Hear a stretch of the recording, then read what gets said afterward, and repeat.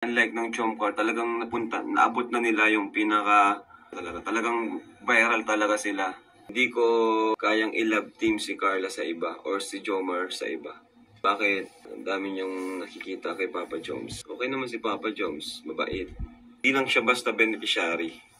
Part na siya ng Team Kalingap. Di Carla po talaga. Kasi pinakamaraming viewers talaga. Hanggang ngayon po, di ba? Grabe ang viewers ng Chomcar.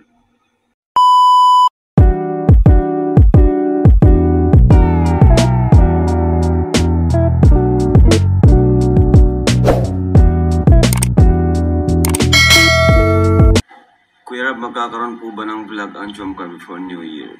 Opo, magkakaroon po yan. Grabe na yung in-invest nating time and kilig sa Chomcar. Diba? Kaya syempre tayo ay hoping na sana ay maging sila, diba? Tapos, nafe-feel ko rin na yung Chomcar, stable pa rin. Stable pa rin ang Etsy at Chomcar. Pero, for me, yung Danjo, hindi pa nila namimit yung yung peak ng kanilang tandem, di ba? Unlike ng Chomcar, talagang naabot na nila yung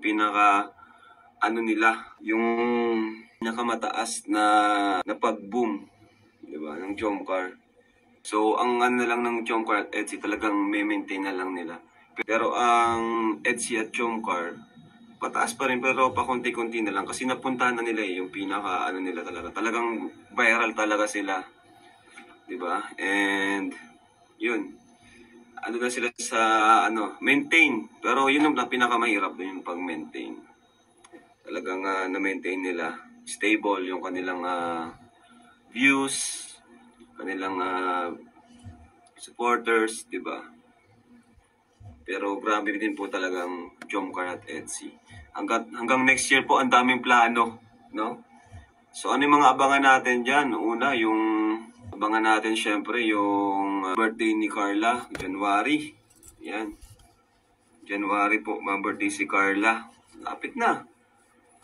So, di ko sure kung may pinaplano ang mga sponsors. Pero, kahit wala namang plano is, tayo mismo yung magse-celebrate, di ba?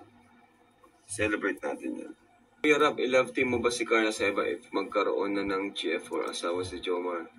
Bagay din sila ni Paolo. Ang bihira. Naku, hindi maganda yung ganyang comment. Yari tayo dyan sa mga supporters. Hindi po, may Chomcar na po. Kaya ako, kahit sabihin natin mawala ang Chomcar, parang hindi ko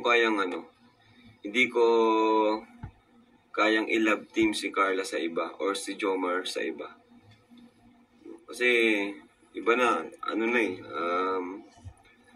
ang sobrang tagal na ng kanilang pinagsamahan. At syempre kasama tayo doon.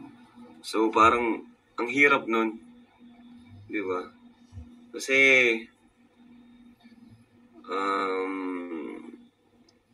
1 year na no? 1 year. So, parang, hindi tayo sanay sa makita sila na iba yung kapartner. Mahirap para sa akin. Siyempre para sa inyo din, lalo sa mga supporters. So kung ganun, mas better na huwag na lang nating i-partner sa iba. So, kanya-kanyang na lang. Kumbaga, si Carla na lang ang makikita. Parang ganun. Kung sakali man na mawala ang Chomcar. Bakit? Ang dami niyang nakikita kay Papa Joms. Okay naman si Papa Joms, mabait. Nasaktan ako sa Katniel, baka sa Chomcar ako iiyak na gusto ko mawala. Ay, wala tayo. Wala tayo, guys. Wala tayo talaga magluluksa. Sa bagay, may point ka, Kuya Rab. May channel na rin naman si Carla. Pwede isama na siya sa pag-scout ng fellow ko siya. Yes po. Si Carla is hanggat nasa akin yan. Hindi lang siya basta beneficiary. Part na siya ng Team Kalingap. Part na siya ng team ko. Ngayon is, mas matimbang pa rin yung pagiging beneficiary niya kasi siya po ay nag-aaral pa. Diba? Priority natin yung kanyang pag-aaral. Wag naman sana kasi matagal na sila, Jomar. Opo. Tama po kayo dyan. Malulungkot talaga ang lahat pag nangyari yun, kung sakali man. Pero sa most viewed talaga, Si Carla po talaga. Kasi siya yung pinakamaraming sa channel ko, sa current beneficiaries. Siya po yung may mga pinakamaraming viewers talaga. Hanggang ngayon po, di ba? Grabe yung viewers ng Chomcar. Si Carla, mga 5'2" yun si Carla. Mas matangkad ng konti. Ito rin talaga, malaking factor din talaga yung charisma. Pag charismatic ka talaga sa tao. Kagaya ni Carla, di ba? Yung charisma nila sa tao. Kasi yung charisma, yan parang hindi lahat may ganun. Yung magnetic power, sabi ni Kuya Bal. Di ba? Magnetic power. Consistency na lang talaga sa Jomcar, they build a strong foundation. Opo, ang Jomcar wala nang dapat patunayan pa. Grabe ng achievement ng Jomcar, di ba? So, consistency na lang talaga ang Jomcar. Oo, at ang sabi ni Tita Connie, sa Singapore daw ang Jomcar. Ayan, no? Sa mga nag-aabang dyan. Singapore daw po sila. Yes, mga birthday si Carla, no? Mga 19? 19 na ba si Carla next year?